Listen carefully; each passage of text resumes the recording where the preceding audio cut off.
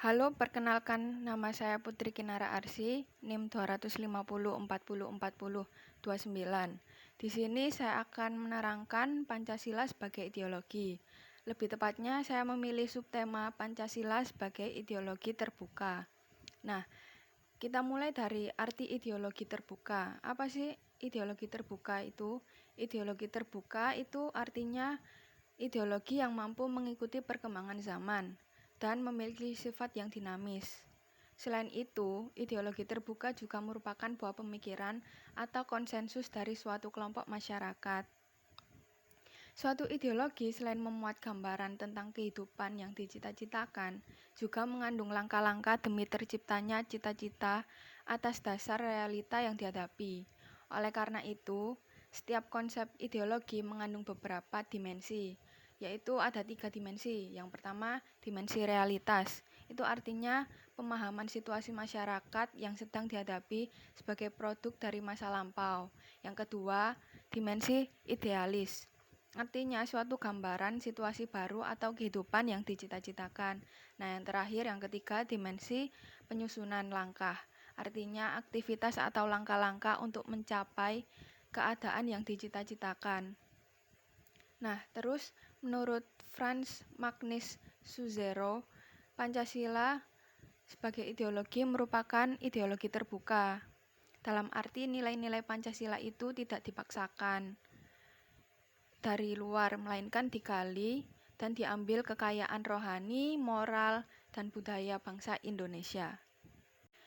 Hal tersebut menjadi sebab mengapa Pancasila mampu menyatukan bangsa Indonesia yang terdiri dari berbagai suku, adat, kebudayaan, serta agama. Nah, sebagai ideologi terbuka juga berarti bahwa Pancasila bisa menerima pendapat-pendapat yang hidup dalam masyarakat dan memberi kesempatan kepada setiap orang untuk dapat memahami serta berpartisipasi dalam pembangunan sebagai pengalaman Pancasila. Selain itu, Pancasila sebagai ideologi terbuka juga tidak menolak bahan-bahan baru dari kebudayaan asing yang dapat mengembangkan dan juga memperkaya derajat kemanusiaan bangsa Indonesia. Dan di era globalisasi sekarang ini, yang tidak ada lagi batas, apa yang terjadi di belahan bumi ini pada saat bersamaan dapat diketahui oleh belahan bumi yang lain. Nah, nilai Pancasila sebagai ideologi terbuka ada 3. Yang pertama, nilai dasar, artinya asas-asas yang diterima sebagai asas mutlak. Pada Pancasila sendiri, nilai dasarnya adalah kelima sila, yaitu nilai ketuhanan, kemanusiaan, persatuan, musyawarah, dan keadilan sosial. Nilai ini diterima sebagai suatu pedoman mutlak yang berasal dari budaya bangsa itu sendiri. Nah, yang kedua, nilai instrumen, yaitu pelaksanaan nilai dasar. Pelaksanaan ini dapat berupa norma sosial ataupun norma hukum yang terkristalisasi ke dalam lembaga sosial karena merupakan pelaksanaan dari nilai dasar, serta konseptual nilai instrumen memiliki kedudukan yang lebih rendah.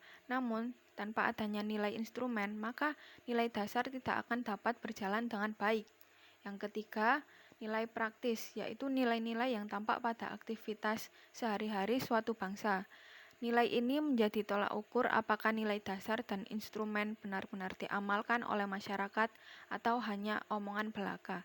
Contohnya saja ketika orang berpidato tentang Pancasila tetapi dirinya korup atau diktatorial, maka dia sebenarnya tidak mengamalkan nilai Pancasila tersebut. Pertumbuhan ekonomi yang begitu cepat mendorong perubahan tempat tinggal yang awalnya di desa menjadi di kota, serta perilaku masyarakat yang awalnya guyup menjadi individualis serta apatis.